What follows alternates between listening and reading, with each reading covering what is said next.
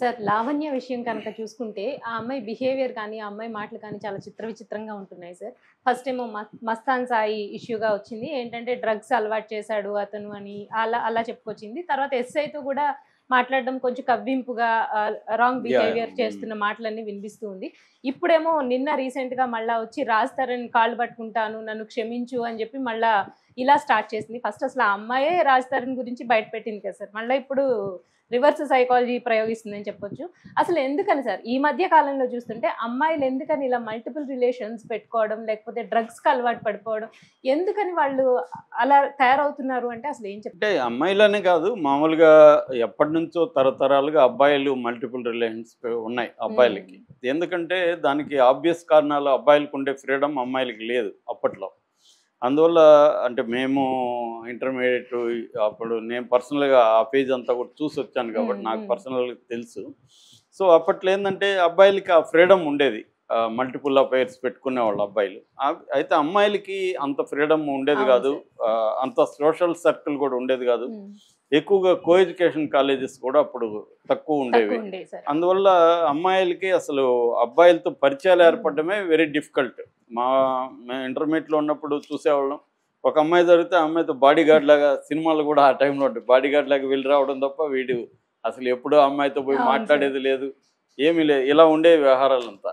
ఇప్పుడు ఏమైందంటే ఇప్పుడు మీడియా వచ్చేసింది ఒకటి, రెండోది అమ్మాయిలకి పబ్లిక్ లైఫ్లో స్పేస్ పెరిగింది, చదివించడం పేరెంట్స్లో మార్పు వచ్చింది, అమ్మాయిలను అబ్బాయిలను తేడా చూడట్లేదు. ఇంతకుముందు అబ్బాయిలను ప్రొఫెషనల్ కాలేజీలో చేర్పించి అమ్మాయిలను మామూలు కాలేజీలో చేర్పించేవాళ్ళు. ఇప్పుడు అలా కాదు, ఇప్పుడు ఈక్వల్గా ట్రీట్ అవును సార్. చేస్తున్నారు. అట్లాగే అమ్మాయిలకి ఫైనాన్షియల్ ఇండిపెండెన్స్ అనేది బ్రహ్మాండంగా వచ్చింది. నిజానికి అబ్బాయిల కంటే కూడా నేను మొన్న కూడా ఒక వీడియోలో చెప్పాను, దాదాపు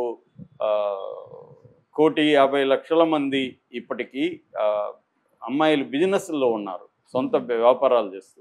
అది 2030కి 3 కోట్లకి చేరుతుంది. అంటే టోటల్ బిజినెస్లో 22% అమ్మాయిల వాటా ఉంది. ఇది మెల్లమెల్లగా పెరిగే అవకాశం ఉంది. అంటే మన దేశంలో అమ్మాయిలు వ్యాపారాల్లోకి, ఎంప్లాయ్మెంట్లోకి వస్తున్నారు. ఎందుకంటే సర్వీస్ ఓరియంటెడ్ సెక్టర్ ఎక్కువ కాబట్టి ఇండియాలో, రెవెన్యూలో అవును సార్.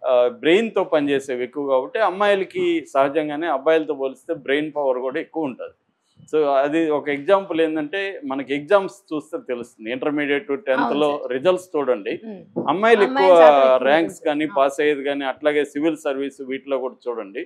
అందువల్ల ఫిజికల్గా అబ్బాయిల్ని అమ్మాయిలు బీట్ చేయలేకపోవచ్చు, కానీ మెంటల్గా వచ్చేసరికి అమ్మాయిలు బీట్ చేయడం అనేది పెరుగుతుంది ఓవరాల్గా. సో దీని పర్యవసానమే అమ్మాయిలకి ఏంటంటే మల్టిపుల్ అఫైర్స్ పెట్టుకునే ఇది కూడా పెరుగుతుంది. దానికి కారణాలు నేను తర్వాత చెప్తాను. ముందుగా అసలు లావణ్య కేసు సింపుల్గా చెప్పుకోవాలంటే, లావణ్య అనే అమ్మాయి ఫస్ట్ రాజ్ తరుణ్ నాతో 7 ఏళ్ళు 10 ఏళ్ళు ఎంతో ఒక పీరియడ్ కాపురం చేశాడు, తర్వాత నన్ను వదిలేశాడు అనేది ఆమె ఫస్ట్ ఆరోపణ. నాకు నా రాజు కావాలి, నా రాజు కావాలి అనేది ఆమె డిమాండ్. ఈ ఈ పిక్చర్ని జనాలకి ఇచ్చింది. అంటే రాజ్ తరుణ్ పెర్పెట్రేటర్, తాను విక్టిమ్, అతను విలను, నేను విక్టిమ్ అనే పిక్చర్ ఇచ్చింది. చాలా మంది నమ్మారు, ఆమె వైపు కూడా మాట్లాడారు. మెల్లగా రాజ్ తరుణ్ వెనకే ఉండి కొంతమందిని రంగంలో దింపాడు. అందులో ఫస్ట్ అతని పేరేమి శేఖర్ భాష వచ్చి అసలు ఈ అమ్మాయికి మల్టిపుల్ అఫైర్, ఈ అమ్మాయి చెప్పింది ఏంది, రాజ్ తరుణ్కి మాల్వి మల్హోత్రాతో అఫైర్ ఉంది, అందుకే నన్ను వదిలేశాడు అనేది ఈ అమ్మాయి ఆరోపణ. దాని తర్వాత శేఖర్ భాష వచ్చి అసలు ఈ అమ్మాయికే వేరే అఫైర్లు ఉన్నాయి, ఈ అమ్మాయి డ్రగ్ అడిక్ట్ అని నిరూపించడానికి కొన్ని వీడియోలు ప్రవేశపెట్టాడు. ఆ క్రమంలో ఆమె కరాటే, ఆమె పేరు కళ్యాణి, వాళ్ళు మస్తాన్ సాయితో ఒక ఆడియో, మస్తాన్ సాయికి తెలియదు ఇది లైవ్ అని, వీళ్ళు అతన్ని ఏమార్చి లైవ్లో చేసేసారు. దాంతో మస్తాన్ సాయి మాట్లాడేశాడు. ఇంకా అక్కడ నుంచి మస్తాన్ సాయి ఇన్వాల్వ్ అయిపోయాడు. సో మస్తాన్ సాయి నాకేమైంది, మస్తాన్ సాయితో ఈ అమ్మాయికి అఫైర్ ఉంది, అట్లాగే ఈ అమ్మాయి వేరే వాళ్ళతో కూడా ఫ్లర్టింగ్ ఇవన్నీ చేస్తుంది, ఈ అమ్మాయికి డ్రగ్స్ అలవాటు ఉంది, ఇవన్నీ శేఖర్ భాష రంగంలో దిగాడు. దాంతో ఈ అమ్మాయి ఇప్పుడు వాళ్ళిద్దరి మీద కత్తి కట్టింది.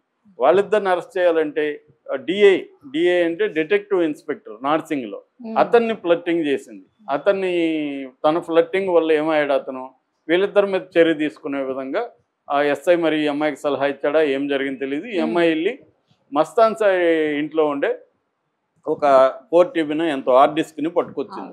హార్డ్ డిస్క్లో మస్తాన్ సాయికి ఏముంది, ఇవాళ ఉన్న అనేక మంది యూత్కు ఉన్న లక్షణాల్లో భాగంగా మస్తాన్ సాయి తనకు నచ్చిన అమ్మాయిలతో భార్య గర్ల్ ఫ్రెండ్ అంటున్నాడు, వాళ్ళిద్దరితో రొమాన్స్ చేస్తున్నప్పుడు దాన్ని వీడియోలు తీసుకోవడం, ఇది చాలామంది ఇవాళ కామన్. మనకి నెట్లో సైట్లలో, ఇండియన్ సైట్లలో దాదాపు 78% ఈ వీడియోలు మనకు కనబడతాయి. వాళ్ళే తీసుకుంటారు, వాళ్ళే అప్లోడ్ కూడా చేసుకుంటారు. సో లేదు, ఒక్కోసారి అప్లోడ్ చేయకుండా మన విండోస్ ల్యాప్టాప్స్లో కొద్దిగా మ్యాక్ అయితే రక్షణ ఉంటుంది, కానీ విండోస్ ల్యాప్టాప్లో వీడియోలు ఉంటే అవి వేరే వాళ్ళు కూడా దూరం నుంచి కూడా తస్కరించవచ్చు. అలాంటి సాఫ్ట్వేర్లో అలాంటి హ్యాకింగ్ టెక్నిక్స్ ఉన్నాయి. అంటే మన దగ్గర నుంచి వాళ్ళు కొట్టేయచ్చు. అట్లా కూడా వెళ్ళిపోతున్నాయి. మనం పర్సనల్గానే తీసుకుంటాం, మన ఫోన్లోనో మన ల్యాప్టాప్లో పెట్టుకుంటాం. అది ఎవడో లేపేస్తాడు, దాన్ని లేపేసి వాడు వెబ్సైట్లలో పెట్టేసుకుంటాడు. ఎందుకంటే అది multi billion industry, porn industry.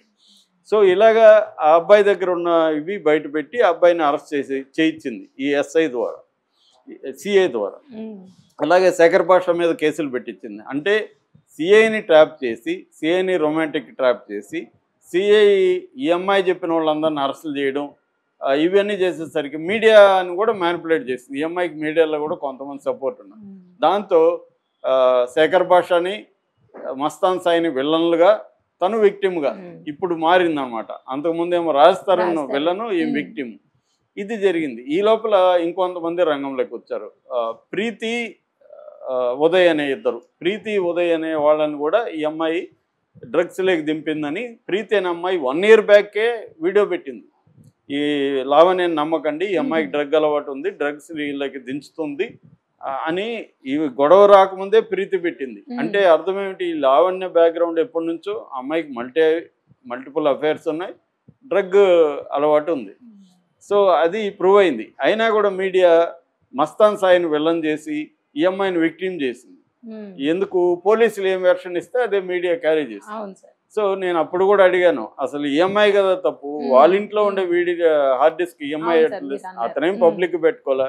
అతను ఒక అమ్మాయితో, ఆ అమ్మాయి అనుమతితో వీడియో తీసుకుంటే ఇద్దరు అడల్ట్స్, తప్పేముంది దాంట్లో, అది వాళ్ళ ప్రాబ్లం, వాళ్ళు చూసుకోవడానికి వాళ్ళు వీడియో తీసుకున్నారు, దానికి నేరం ఎలా అవుతుంది? కానీ దాన్ని నేరంలాగా చేసి 200 మంది, ఇవన్నీ పోలీసులు ఇచ్చిన పిక్చరు, 200 మంది ఉన్నాయంట, ఇతను 50 మందితో వీడియోలు తీశాడంట, ఇలాగంతా అతన్ని ఒక, అంటే అదేదంటారు, కుక్కని చంపాలంటే ముందుగా పిచ్చి కుక్క అని చెప్పాలి, అప్పుడు సింపతి రాదు. దాన్ని మంచి కుక్క అయినా పిచ్చి కుక్క అని చెప్పేసామనుకో జనాల్లో అమ్మాయి అనుకుంటారు తప్ప అయ్యో అనుకోరు.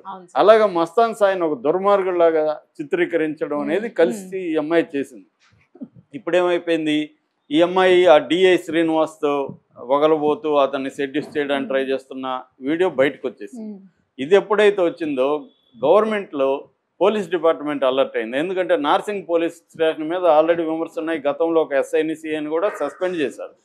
అందుకని పోలీసులు ఏం చేశారంటే డిఐని వేరే చోటికి ట్రాన్స్ఫర్ చేశారు. ఎప్పుడైతే ట్రాన్స్ఫర్ చేశారో మిగతా పోలీసులు లావాణ్ణి అంటే భయపడే పరిస్థితి. ఈమెతో మాట్లాడాలంటేనే వాళ్ళకి భయం. ఎందుకంటే రేపు ఏ వీడియో బయటకు వస్తుందో, మన ఉద్యోగాలు పోతుంది, ఈ అమ్మాయి మన కొద్దిగా టెంప్ట్ అయితే అని దూరం పెట్టారు. ఎప్పుడైతే ఈ అమ్మాయికి ఇప్పుడు అన్ని రకాలుగా ద్వారాలు మూసుకుపోయాయో, ఇప్పుడు ప్లేట్ ఫిరాయించి విక్టిమ్ వేరే విక్టిమ్లోకి వెళ్ళిపోయింది. ఆ విక్టిమ్ మళ్ళీ ఇప్పుడు ఏమంటుంది, నేను నా బంగారు కొండ రాజస్థాను అతన్ని వదులుకున్నాను, దీనికి కారణం మళ్ళీ మస్తాన్ సాయి నన్ను నమ్మించాడు, రాజస్థాన్ మాల్వి మల్హోత్రాతో అఫేర్ ఉందని మస్తాన్ సాయి నన్ను నమ్మించాడు, మస్తాన్ సాయి డ్రగ్స్లో దించాడు, మస్తాన్ సాయితో నేను అఫేర్ ఒక చిన్న తప్పు చేశాను, సో అమ్మాయిలు మీరు తప్పులు చేయకుండా అలాగా డ్రగ్స్లోకి వెళ్ళకండి, సెక్స్ అఫేర్లు పెట్టుకోకండి అని ఈ అమ్మాయి పిలిపిస్తుంది. అంటే అర్థమేమి, అందితే జుట్టు, అందకపోతే కాళ్ళు. అందితే ఈ అమ్మాయి వాళ్ళని వెళ్ళని చేసేసి వాళ్ళని జైల్లో పెట్టించేయాలా, చంపేయాలి, నరికేయాలనేది ట్రై చేసింది. అందకపోతే ఇప్పుడు ఏడ్చి నేను కాళ్ళు పట్టుకుంటా, నేను క్షమాపణ అడుక్కుంటా, ఇది డేంజర్. మళ్ళీ కాళ్ళు పట్టుకున్నాక మళ్ళీ లాగుతుంది కాళ్ళని కుదిరినప్పుడు. ఈ అమ్మాయి క్యారెక్టర్ ఇది. సో అసలు ఎందుకు ఇలా చేస్తారనేది చాలా పెద్ద టాపిక్, నేను బ్రీఫ్గా చెప్తాను. దీనికి రకరకాల కారణాలు ఉంటాయి. అమ్మాయిలైనా అబ్బాయిలైనా మల్టిపుల్ అఫైర్స్ ఎందుకు పెట్టుకుంటారు, డ్రగ్స్కి ఎందుకు అలవాటు అవుతున్నారు ఈ జనరేషన్లో అనే దాని సైకలాజికల్ రీజన్స్ ఏంటంటే, అవాయిడెంట్ అటాచ్మెంట్ అంటారండి. అవాయిడెంట్ అటాచ్మెంట్ అంటే అటాచ్మెంట్ ఒక అటాచ్ అవుతుంటే వీళ్ళకి భయం అయిపోతుంది. అటాచ్మెంట్ని తొలగించుకోవాలంటే ఇంకొకరితో అఫేర్ పెట్టుకుంటారు. ఇది చాలామంది బాయ్స్లో గర్ల్స్లో పెరుగుతుంది. అవాయిడెంట్ అటాచ్మెంట్ అంటారు. That is first. Second, self esteem and validation. Self esteem చాలా మందికి అమ్మాయిల్లో కానీ ముఖ్యంగా అమ్మాయిల్లో తక్కువ ఉంటుంది. ఈ సెల్ఫ్ ఎస్టీమ్ పెంచుకోవాలంటే తనని కోరుకునే వాళ్ళు ఎక్కువ మంది ఉండాలి. అప్పుడు నీ వాల్యూ పెరిగిన నాకు చూడు ఎంత డిమాండ్ ఉంది, నా వెంట 10 మంది అబ్బాయిలు పడుతున్నారు. అందుకని పవర్ఫుల్గా ఉండేవాళ్ళు లేకపోతే పొజిషన్లో ఉండే అబ్బాయిల్ని పడేయాలన్న ఒక ఛాలెంజ్ వీళ్ళలో పెరుగుతూ ఉంటుంది. వాళ్ళని ఎట్లన్నా పడేయాలి మనం. అప్పుడు ఈ అమ్మాయికి సెల్ఫ్ ఎస్టీమ్ పెరుగుతుంది. ఒక వ్యాలిడేషన్ అంటారు. అంటే తను గ్రేటు, తను అమ్మాయి చాలా అమ్మాయి అనకు 10 మంది పడుతున్నారు. ఈ సెల్ఫ్ ఎస్టీమ్ లోగా ఉండేవాళ్ళు ఎక్కువ అఫైర్లు పెట్టుకుంటుంటారు. ఎందుకంటే they need external validation for their self esteem boost up అనమాట. మూడవది థ్రిల్ సీకింగ్ పర్సనాలిటీ ఉంటుంది చాలామందికి. They need thrills. సరిపోదు వాళ్ళకి, ఒక్కరు అబ్బాయితో సరిపోదు, థ్రిల్ రాదు, ఇంకొకరితో కావాలి. ఇది ఇప్పుడుదే కాదు, ఎప్పుడో 1940s 50sలోనే నవళ్ళు రాసిన తెలుగులో కూడా ఉన్నాయి.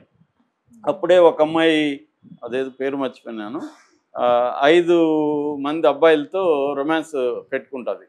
అప్పట్లో ఇంత లేదు కాబట్టి, అంటే దూరం నుంచే లవ్ చేస్తుంది. ఇప్పుడు దూరంలో ఎవరు ఉండరు కదా, పరిచయం కావడం, ఓయో రూము, ఇంకో గెస్ట్ హౌస్కి వెళ్ళిపోవడం. ఇవాళ దూరం నుంచి లవ్ అనేది లేదు. అప్పట్లో పాటలు కూడా దూరంగా హీరో హీరోయిన్ పాడుకునేది, ఇవాళ లేదు కదా. అలాగే సమాజం మారింది. సో థ్రిల్ సీకింగ్ బిహేవియర్ కూడా కారణం అన్నమాట. నాలుగవది, చిన్నప్పుడు ఏదో ఒక ట్రామా కావచ్చు, నెగ్లిజెన్స్ కావచ్చు. నేను ఆ మధ్య ఒక అమ్మాయిని ఇలాగ మల్టిపుల్ అఫైర్స్ పెట్టుకున్న అమ్మాయిని నేను అడిగాను, ఎందుకు ఇంతమందితో అఫైర్లు పెట్టుకోవాలా అనిపించిందంటే, నాకు అసలు ప్రేమ అనేది చిన్నప్పుడు కరువైపోయింది, ఎవరు నన్ను పట్టించుకునేవాళ్ళు కాదు. అందుకనే అబ్బాయిలు ప్రేమ చూపిస్తే నేను కరిగిపోయేదాన్ని, వాళ్ళకి ఏం కావాలో అది ఇచ్చేసి వాళ్ళ దగ్గర నుంచి నాకేం కావాలో అది తీసుకునేవాడిని. అబ్బాయిలకి అది కావాలి కాబట్టి అది ఇచ్చేసేవాడిని, అబ్బాయిలు నా మీద ప్రేమ చూపిస్తారు కాబట్టి నేను వెళ్ళేవాడిని అని అమ్మాయి ఓపెన్గా చెప్పింది. అమ్మాయికి రియలైజ్ అయింది తర్వాత. సో ఇది ఆ పాస్ట్ ట్రామా జరిగినప్పుడు చిన్నప్పుడు, దానివల్ల కూడా అమ్మాయిలు కావచ్చు అబ్బాయిలు కావచ్చు వేరే అఫైర్లు పెట్టుకొని మనకి ఏదైతే ల్యాక్ ఉనిందో దాన్ని ఫుల్ఫిల్ చేసుకోవడానికి ట్రై చేస్తారు. ఇక బయలాజికల్ అండ్ ఎవల్యూషనరీ రీజన్స్ ఏంటంటే, చాలామందికి హై లిబిడో ఉంటుంది. అంటే హై లిబిడో అంటే డిజైర్స్ ఎక్కువ ఉంటాయి. అది బయలాజికల్ రీజన్స్ కావచ్చు, జెనెటికల్ కావచ్చు. వాళ్ళు దాన్ని అదొక ప్రాబ్లం, నిజానికి పెథాలజికల్ ప్రాబ్లం లాగా ఉండేవాళ్ళు ఉంటారు. వాళ్ళు మల్టిపుల్గా పెట్టుకోకపోతే వాళ్ళు తట్టుకోలేరు. అందువల్ల they need to have affairs. అది ఒక్కరితో సాధ్యం కాదు వాళ్ళకి. అందుకని చాలామందికి అది హైపర్ సెక్సువాలిటీ డిజార్డర్ అని కూడా అంటారు దాన్ని. అటువంటి హైపర్ సెక్సువాలిటీ డిజార్డర్స్ బయలాజికల్గా కొంతమందికి ఉంటాయి. దానికి ట్రీట్మెంట్ కూడా ఉంది, బట్ అది తెలియదు కాబట్టి వీళ్ళు ఇదే చేస్తుంటారు. అట్లాగే ఎవల్యూషనరీ సైకాలజీ అటానమీ అంటారు అనమాట. అంటే ఒక అటానమస్గా ఉండాలి అనే ఒక దీంట్లో కూడా వీళ్ళు పెట్టుకుంటారు అన్నమాట. ఇక సోషల్ ఫ్యాక్టర్స్ ఉంటాయి. అంటే కల్చరల్, మన చుట్టూ ఇప్పుడు అమదేవురు అనేది హాస్టల్లో అందరికి బాయ్ ఫ్రెండ్ ఉన్నారు, నాకు ఒకదానికే లేదని బాధపడుతున్నాను అని చెప్పి. ఎందుకంటే అందరికి బాయ్ ఫ్రెండ్ ఉన్నారు, తాను లెఫ్ట్ అలోన్ పోమంటారు, fear of missing out. So తను దూరం అయిపోయింది, తనకి ఎవరు లేరు అన్న ఒక దిగులు వస్తుంది అన్నమాట.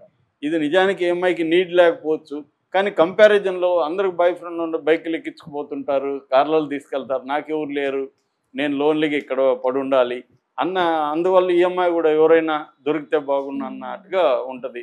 సో వాళ్ళ రూమ్మేట్స్ వాళ్ళ బాయ్ ఫ్రెండ్కి ఫ్రెండ్ ఎవడో ఒకరిని పరిచయం చేయమని ఈ అమ్మాయి అడుగుతుంది. ఇలాగా ఈ అమ్మాయి కల్చరల్ ఫ్యాక్టర్స్, పీర్ ప్రెజర్ అంటారు, ఇతరుల పీర్ ప్రెజర్, మీడియాలో ఇది కనబడవచ్చు. ఇవన్నీ వీళ్ళకి బయట నుంచి ఎక్స్టర్నల్ ఫ్యాక్టర్స్ వస్తాయన్నమాట. అట్లాగే కొంతమంది రెబల్ నేచర్ ఉంటుంది. అంటే ఒక్కరు 10 మంది అఫైర్లు పెట్టుకోవడం అనేది ఒక రెబల్. ఇప్పుడు మనకి శ్రీరెడ్డి ఉంది, వాళ్ళు సంప్రదాయబద్ధంగా పెంచారు ఇంట్లో. వాళ్ళు రెడ్లు అయినప్పటికీ బ్రాహ్మిన్ కల్చర్ అంతా ఉంది వాళ్ళ ఇంట్లో. ఎప్పుడైతే నువ్వు ఎక్స్ట్రీమ్ ట్రెడిషనల్గా ఉంటే దాన్ని రెబల్ చేయడానికి, వాళ్ళని హర్ట్ చేయడానికి వీళ్ళు కావాలనే అఫైర్లు పెట్టుకుంటారు. సో ఇది ఒక రెబల్ నేచర్ అనమాట. ఇది ఒక మనకి ఎమోషనల్గా వాళ్ళు రెబల్ అవ్వడానికి కోసం కూడా అఫైర్లు పెట్టుకోవడం కనిపిస్తుంది. అట్లాగే చాలామందికి ఎక్స్ప్లోరేషన్ కావాలి, అంటే తనకి సెల్ఫ్ డిస్కవరీ కావాలి. సెల్ఫ్ డిస్కవర్ అనేది ఏంటంటే ఒకరితో ఒక యాంగిల్ మాత్రం ఉంటుంది, దాన్ని క్యారెక్టర్ ఆర్బిట్ అంటారు. అంటే మన ఫ్రెండ్ని బట్టి మన కొన్ని లక్షణాలు ఆ ఫ్రెండ్ దగ్గర బయటకు వస్తాయి, ఇంకొన్ని లక్షణాలు ఇంకొక ఫ్రెండ్ దగ్గర బయటకు వస్తాయి. ఆ ఫ్రెండ్ ఇంటరాక్షన్లో మనకు కొన్ని లక్షణాలు బయటకు వస్తాయి. అందువల్ల వీళ్ళకి మల్టిపుల్ అఫైర్స్ ఉంటే మల్టిపుల్ వీళ్ళ సెల్ఫ్ బయటకు వస్తుంది. ఈ మల్టిపుల్ సెల్ఫ్ బయటికి రావడం అనేది వీళ్ళకి మంచి కిక్కిస్తుంది అనమాట. దీన్ని క్యారెక్టర్ ఆర్బిట్ అని స్క్రీన్ ప్లే రైటింగ్లో అంటారు. అంటే ఇప్పుడు తండ్రి క్యారెక్టర్ అనేది బిడ్డ లేకపోతే తండ్రి క్యారెక్టర్ తల్లి క్యారెక్టర్ ఎప్పటికి బయటికి రాదు. బిడ్డ పుట్టినాకే ఆ తల్లి క్యారెక్టర్ కానీ తండ్రి క్యారెక్టర్ కానీ బయటకు వస్తుంది. అట్లాగే పెళ్లి కాకపోతే భార్య క్యారెక్టర్ కానీ భర్త క్యారెక్టర్ కానీ బయటికి రాదు. ఇలాగా వేరే దీన్ని మిర్రర్ క్యారెక్టర్స్ అంటారు. అంటే ఒక మిర్రర్ లాగా భర్త ఒక మిర్రర్ లాగా భార్య మిర్రర్లో రిఫ్లెక్ట్ అవుతుంది. అందుకనే సినిమాలో మిర్రర్ క్యారెక్టర్ని ఎలా క్రియేట్ చేయాలనేది కూడా ఒక క్రాఫ్ట్ అనమాట. అలాగా వీళ్ళకి కూడా ఏంటంటే తన మల్టిపుల్ సెల్ఫ్స్ రిఫ్లెక్ట్ అవ్వడానికి మల్టిపుల్ అఫైర్స్ కావాలి. ఒక్కరితో ఉంటే బోరింగ్గా ఉంటుంది, ఒకే సెల్ఫే రిఫ్లెక్ట్ అవుతుంది. వేరే వాళ్ళు వచ్చినప్పుడు వీళ్ళల్లో ప్లేఫుల్నెస్ నేను చాలామందిని గమనించాను. ఇప్పుడు భర్త సీరియస్గా ఉంటాడు, వీళ్ళతో మంచిగా ఉండొచ్చు కానీ ఫన్నీగా ఉండడు, ప్లేఫుల్గా ఉండడు. ఇంకొకటి వచ్చి ప్లేఫుల్గా ఉంటాడు. సో వాడితో ఈమె ప్లేఫుల్ క్యారెక్టర్ వాడి దగ్గర రివీల్ అవుతుంది, భర్త దగ్గర అది రాదు. ఎందుకంటే అతను అట్మాస్ఫియర్ క్రియేట్ చేయడు కదా. సో అందుకని ఈమెకి ప్లేఫుల్గా ఉండాలని ఉంది, కానీ భర్త దగ్గర సాధ్యం కాదు. ఇంకొక అబ్బాయి దగ్గర ప్లేఫుల్గా ఉంటుంది. సో ఇట్లా తన లోపలి డిస్కవరీ కోసం కూడా, లేకపోతే ఇంకొకరు డైనమిక్గా ఉండాలనుకుంటారు, భర్త అలో చేయడు.